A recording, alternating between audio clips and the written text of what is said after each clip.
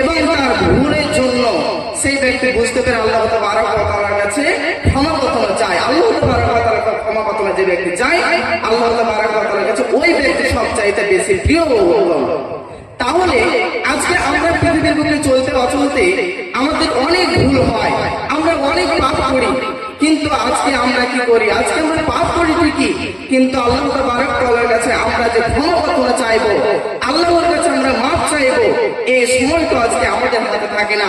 আজকে আমরা এই টাইমটাও পাই না যে আল্লাহ তাবারক ওয়া তাআলার কাছে ক্ষমা প্রার্থনা চাইবো, এই সময়টা আজকে আমরা পাই না। কিন্তু আল্লাহ তাবারক ওয়া তাআলা তিনি পবিত্র কোরআনের মধ্যে বলছেন, ইয়া আইয়ুহাল্লাযীনা আমানু তুবু ইলাল্লাহি তাওবাতান নাসুহা। হে ঈমানদারগণ, হে বিশ্বাসীগণ, তোমরা একটা কথা কান করে শুনে রাখো, তুবু ইলাল্লাহি তাওবাতান নাসুহা।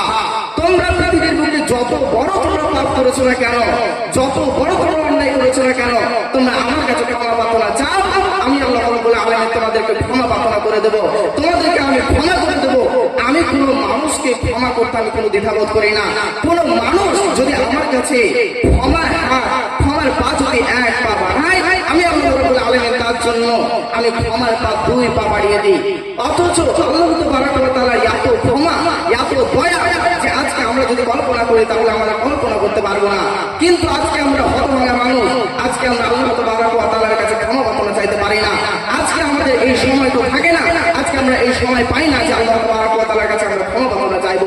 কিন্তু আল্লাহ রাব্বুল আলামিন বলছেন, বান্দা তুমি পৃথিবীতে যত বড় বড় পাপ করেছো না কেন, তুমি আমার কাছে তুমি ক্ষমা প্রার্থনা চেয়ে তুমি দেখো না, আমি আল্লাহ রাব্বুল আলামিন দেখো তোমাকে আমি সব ক্ষমা করে দেবো। কিন্তু আমরা ক্ষমা প্রার্থনা চাইতে পারি না। বিশ্বনবী সাল্লাল্লাহু আলাইহি ওয়াসাল্লাম বললেন যে তোমরা যখন ক্ষমা চাইবে তখন তোমরা কিভাবে চাইবে তুমি দেখো। এক নাম্বার হলো যে আপনি যখন ক্ষমা চাইবেন বা আমি যখন ক্ষমা চাইবো তখন আমাদেরকে নিয়ত করতে হবে, আল্লাহর কাছে আমাদেরকে প্রতিজ্ঞা করতে হবে যে আমরা যে পাপ করেছি, যে অন্যায় করেছি, এই অন্যায়টা, এই পাপটা আর কোনোদিন করবো না।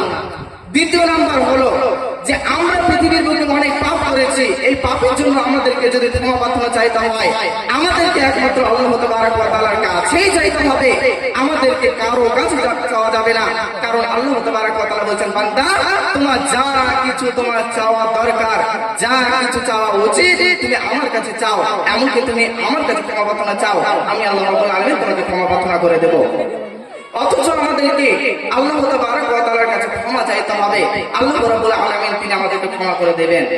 বিশ্বনবী সাল্লাল্লাহু আলাইহি ওয়াসাল্লাম একটা হাদিসের মধ্যে বললেন যে বান্দা তুমি যখন কোনো পাপ করো তখন তারপরে যখন তোমার পাপটা যখন বুঝতে পারো এবং আল্লাহ রাব্বুল আলামিনের কাছে ক্ষমা প্রার্থনা চাও, আল্লাহ রাব্বুল আলামিন তোমার উপরে এত বেশি খুশি হয় যে একজন ব্যক্তি পাপ করে না, ভুল করে না, ওই ব্যক্তির প্রতি যত বেশি খুশি না হয় আল্লাহ রাব্বুল আলামিন কোনো বান্দা যখন ভুল করে, ভুল করার পর আল্লাহ তাবারক ওয়া তাআলার কাছে ফিরে আসে এবং আল্লাহ তাবারক ওয়া তাআলার কাছে সংশোধন করে এবং ক্ষমা প্রার্থনা চায়, তো আল্লাহ রাব্বুল আলামিন ওই ব্যক্তির প্রতি বেশি আল্লাহ রাব্বুল আলামিন খুশি হন। আল্লাহ রাব্বুল আলামিনের কত ক্ষমা, কত দয়া, একটা যদি ঘটনা বলি তাহলে আপনি বুঝতে পারবেন। একদিন বিশ্বনবী সাল্লাল্লাহু আলাইহি ওয়াসাল্লাম বললেন যে একদিন হযরতে উমর রাদিয়াল্লাহু তাআলা আনহু তিনি একদিন রাস্তা দিয়ে চলছিলেন, চলতে চলতে চলতে এক যুবক একটা রাস্তার পাশে বসে অঝোর নয়নে কান্না করছিলেন, আর এই যুবকটা কাঁদছে আর বলছে, হে আল্লাহ তুমি আমাকে ক্ষমা করে দাও, আমি অনেক অন্যায় করেছি, আমি অনেক বড় পাপ করেছি, তুমি আমাকে ক্ষমা করে দাও, এই বলে ওই ব্যক্তি অঝোর নয়নে কান্না করছে। এবার যখন উমর রাদিয়াল্লাহু তাআলা আনহু যখন জিজ্ঞাসা করলেন যে হে যুবক তোমার কি হয়েছে, তুমি এত কেন কান্না করছো বলো, তখন সেই যুবক কোনো কথা বলে না, তার মুখে শুধু একখানি শব্দ, সেই শব্দটা হলো, হে আল্লাহ আমি অনেক বড় অন্যায় করেছি, পাপ করেছি, জুলুম করেছি, তুমি আমাকে ক্ষমা করে দাও, শুধু তার মুখে একখানি কথা। এবার যখন তার কান্না যখন দেখলো তখন উমর ফারুক রাদিয়াল্লাহু তাআলা আনহু বিশ্বনবীর কাছে চলে গেলেন এবং বিশ্বনবী সাল্লাল্লাহু আলাইহি ওয়াসাল্লামকে বললেন, ইয়া রাসূলুল্লাহ আমি যখন রাস্তা দিয়ে আসছিলাম তখন আমি এক যুবককে দেখলাম যে ওই যুবক এত কাঁদছে আর বলছে, হে আল্লাহ তুমি আমাকে ক্ষমা করে দাও, আমাকে তুমি মাফ করে দাও, তুমি যদি আমাকে ক্ষমা না করো, তুমি যদি আমাকে মাফ না করো তাহলে আমি ক্ষতিগ্রস্ত মধ্যে পড়ে যাব, হে আল্লাহ তুমি আমাকে মাফ করে দাও, এই বলছে আর ওই যুবক অঝোর নয়নে কান্না করছে। যখন এই কথা বিশ্বনবী সাল্লাল্লাহু আলাইহি ওয়াসাল্লামকে বললো, তখন বিশ্বনবী সাল্লাল্লাহু আলাইহি ওয়াসাল্লাম উমরকে বলল, উমর তুমি তার কাছে যাও এবং তার কাছে যেয়ে তুমি তাকে আমার কাছে নিয়ে আসো। যখন উমর ফারুক রাদিয়াল্লাহু তাআলা আনহু যখন তার কাছে যেয়ে তাকে যখন ধরে নিয়ে এলো বিশ্বনবীর কাছে, বিশ্বনবী সাল্লাল্লাহু আলাইহি ওয়াসাল্লাম যখন তাকে জিজ্ঞাসা করলো যে যুবক তোমার কি হয়েছে, তুমি আমাকে বলো, তুমি কাঁদছো কেন, তুমি আমাকে বলো। তখন ওই যুবক বিশ্বনবীকে বললো, ইয়া রাসূলুল্লাহ আমি পৃথিবীর বুকে এত পাপ করেছি, আমি এত অন্যায় করেছি, আমার হয়তো ক্ষমা হবে না, আমাকে হয়তো আল্লাহ রাব্বুল আলামিন ক্ষমা করবেন না। তখন সেই ব্যক্তি কি করলো, সেই ব্যক্তিকে বিষ্ণু বললেন যে তুমি কি পাপ করেছো তুমি বলো। তখন সেই ব্যক্তি বলতে শুরু করলো যে ইয়া রাসূলুল্লাহ আমার একটা পৃথিবীর উপর অভ্যাস ছিল যে যখন কোনো মানুষ যখন মারা যেত তখন তার কবরে যেতাম এবং তার কবরকে খনন করতাম, তার কবর খনন করে তার দাফনকে তার কাফনকে আমি খুলে নিয়ে আসতাম এবং আমি বাজারে যেয়ে বিক্রয় করতাম। আমি বিক্রয় করার পর আমি এই টাকা দিয়ে আমার সংসার চালাতাম, আমি আমার পরিবারকে চালাতাম।